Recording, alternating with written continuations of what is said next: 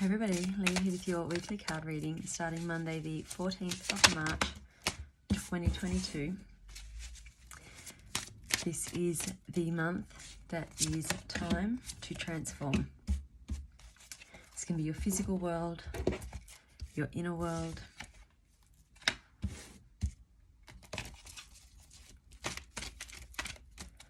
but if you want things to be different, you have to do things differently, and that's really where you're at this month, is looking at what's working, what's not, what you need to change,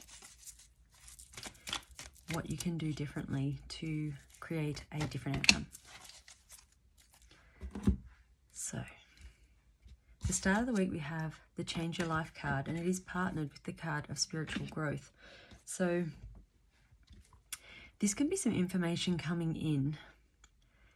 Just, sometimes you might find at the moment your intuition is really, ramped up notch. It's like you're just getting these constant signs and messages. You might think of something and then it appears. But I feel like you're going to get some kind of hunch on something at the start of this week. And when you check it out, it's some information that is actually really valuable in allowing you to break free of a situation and to let something go, to move on. And this is really going to allow you to embrace change.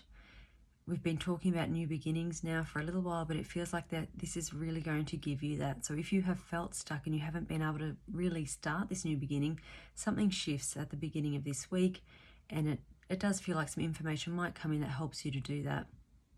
And then you're able to move on.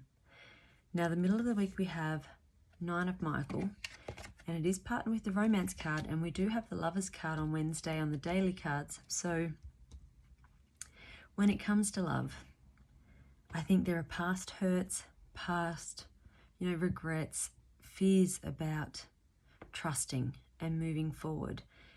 But the Nine of Michael is letting you know that it is safe to move forward. It is okay to trust. You can let go of that old stuff and really, make your decisions based on what is real in the now. So don't let past hurts guide you anymore, but instead look at what's happening now. Now, for some of you, there could be some red flags that need to be addressed, and you need to be very clear about what is current and relevant to now and what is just emotions and experiences that are coming up from the past and kind of influencing your reactions to this. So take a little bit of time midweek, if any of this is happening for you, to just sit and be still and ask yourself, what is now? What is the past? And then when it comes to the now, do I need to actually do anything about that or not? And if you do, then it might be time for some frank conversations around that. Now, at the end of the week, we have 10 of Gabriel, and we have the Serenity card. The Serenity card also jumped out while I was shuffling. So I feel like this is kind of you. I feel like you've spent a big chunk of your life doing what is expected of you, or doing what is best for other people, what you think is, right. And it almost feels like as we go into the end of this week, with this information that comes in the start of the week, you clearing out some of that old stuff midweek. By the end of the week, it almost feels like this is you kind of coming back home to you, that you're getting very centered and grounded, and there's just this feeling of peace and calmness, and it's almost like you're just going, okay, what's next? What do I want to do here? It's like you have this clean slate and you're starting afresh, and you're going to be happy. This is a happy family. It's just you working well with the people in your life, and you're really just getting on with your life in a way that just feels so in alignment with what you're meant to be doing, that there is no doubt in your mind that this is the right choice and the right way forward. Bottom of the deck, we have Six of Michael, and we have the Music card.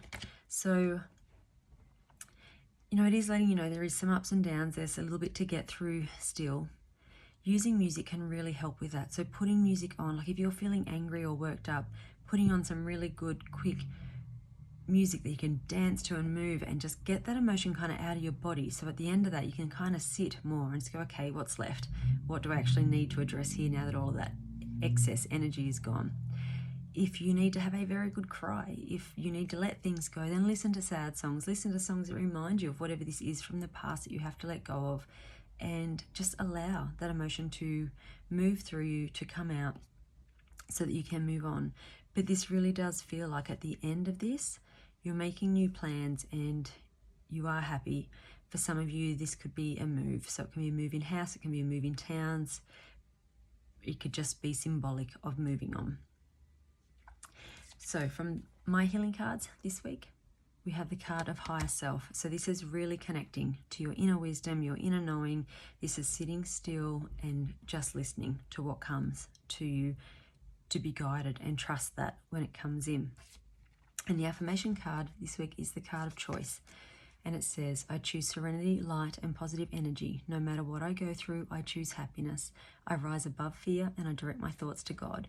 So any of this old stuff coming up or anything that's current that is bringing you worries and concerns now, deal with them this week. Because if you do that, if you have that conversation, if you get that all out in the open, and you'll either let it go or you'll both make changes in order to move past it, then happiness is waiting for you at the other side of that. If you hold on to this and you take it with you into the future, it's always going to be there, and it is going to impact the outcomes that you get.